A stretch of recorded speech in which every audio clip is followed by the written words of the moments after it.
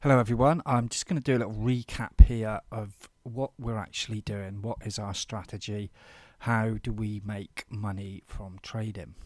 Okay, let's just get my drawing tool up.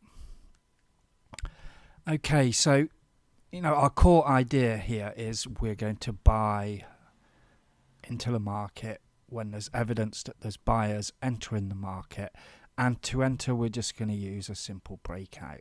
Okay, so we can say that if a bar closes up, there's evidence that buyers are coming in the market, and if it breaks out we're going to enter the market and put our stop under the low.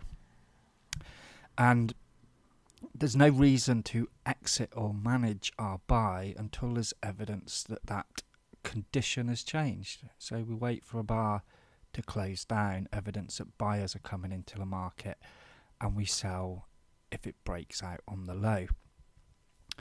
And then if price turns around again and we have evidence that buyers are coming in the market, we buy.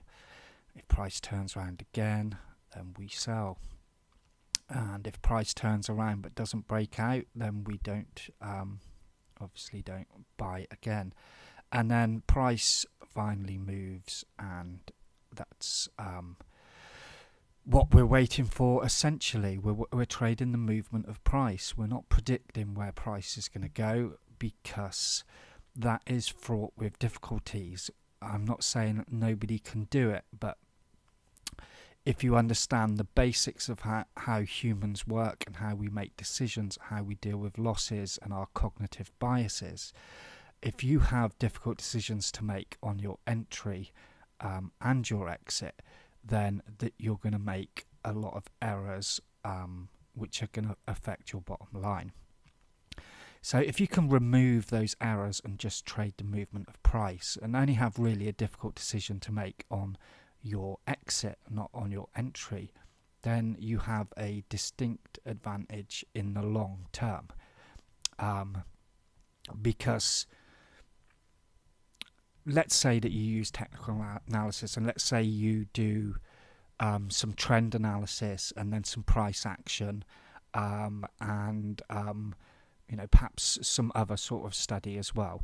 Now you're already having to deal with a lot of information when you come to enter the market, and we know through research that after the brain has a certain amount of information to deal with, it starts shutting down the side of the brain that makes rational decisions, and basically you fall back on your biases, and you're much more likely for your emotions to drive your decision making rather than your rational thought.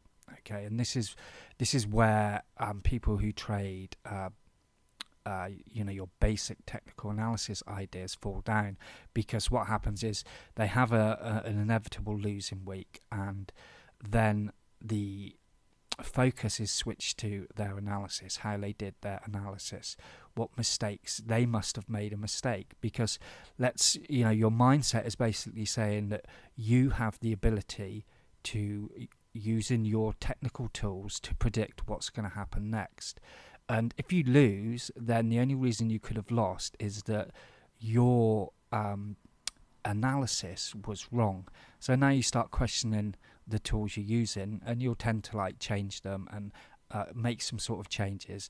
And what you'll do is you'll data mine, you'll look at your losing week and say, oh, well, actually, if I'd done that, if I'd waited for the pin bar to close in the top 10% instead of top 20%, then I would have avoided that loss this week, because I wouldn't have taken the trade.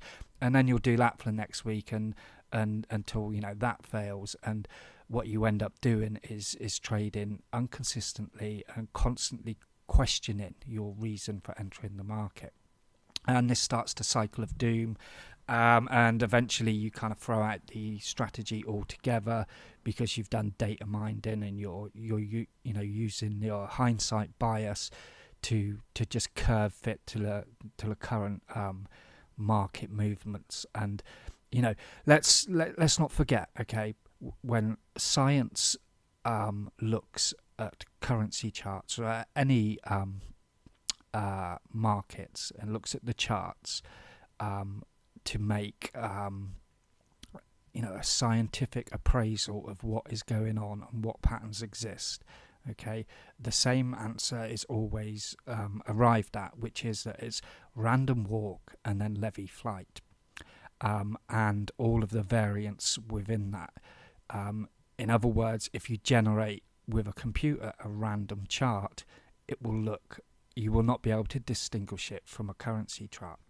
Now, if you think you've got the ability to gauge the emotions and read that and do it consistently day in, day out, even after a losing day or a losing week or a really bad losing week, even when you're feeling a little bit tired, under the weather, you're perhaps rushed, you have other things to do. If you can do that consistently, year in, year out, and make a profit, then good luck to you. Well done. You are a fairly unique individual. Okay, but again, look at the facts. Most people lose trading. Most people are using these, I'm talking about retail traders, most people use these same dominant theories about how you should trade, the same dominant rules about how you should manage positions, what position size you should do, what things are important. They're all doing this, and 95 or more, whatever it is, are losing money. Okay, so what are they doing, and what are the people doing that are making the money? And the people making the money are looking at it in a unique way. They're more curious. They're questioning the information they're given. They're not believing everything that they're told. On top of that, they've achieved a state where the majority of their analysis they do is on themselves, and they're looking at when they go to make a decision, they have the ability to analyze their feelings that they're having at the moment, and then make rational decisions rather than letting their emotions take over the decision process. And you just get better at that, and it takes time and practice. I had a losing week last week, so the danger was that I was going to come into this week and perhaps leave some entries, allow that fear of more loss to come into my trading. But the way I trade reduces that, because I know that it's just down to the movement of the market, and all I really need to do is participate and then manage my positions correctly. And I have to make decisions on management, but they're simple decisions. Okay, do I hedge or do I close out my winner and reverse? That's all I'm doing. It's just a simple option. So to run through here, if I was long here we have the short setup. Okay, I have an option. Do I close out my long and go short, or do I hedge?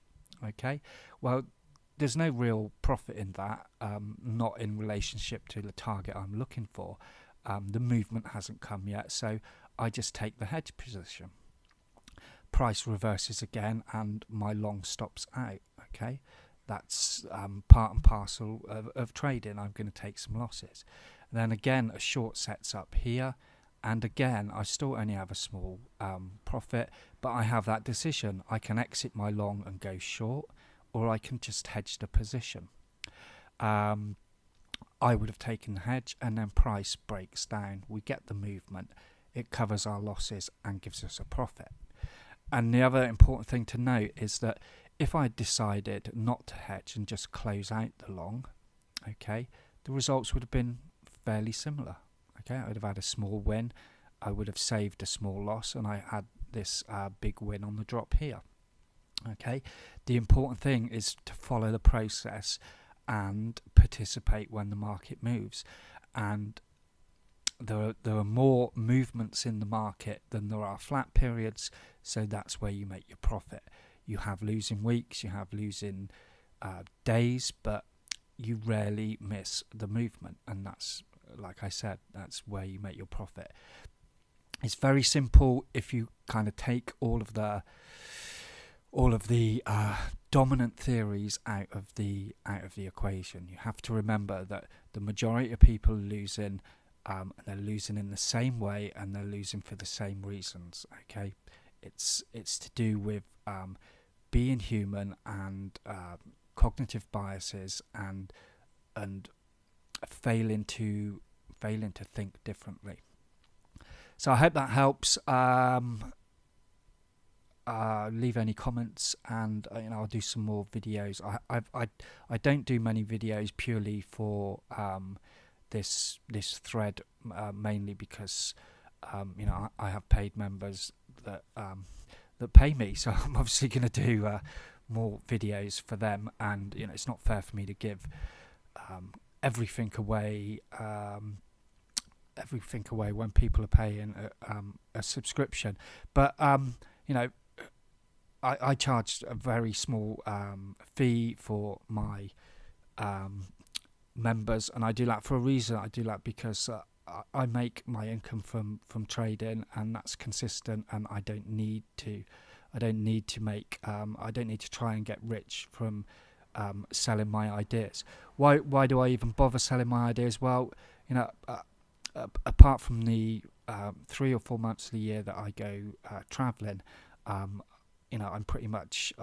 sat at home at my computer here, and if I had no interaction with anyone, it'd be really boring, and being mega rich is not really what I'm aiming for here. I just want to earn enough so I've got the life choices I want to make, and for me that's spending a lot of time traveling. So anyway, hope that helps you. Leave me some comments below, and I will do you another video soon.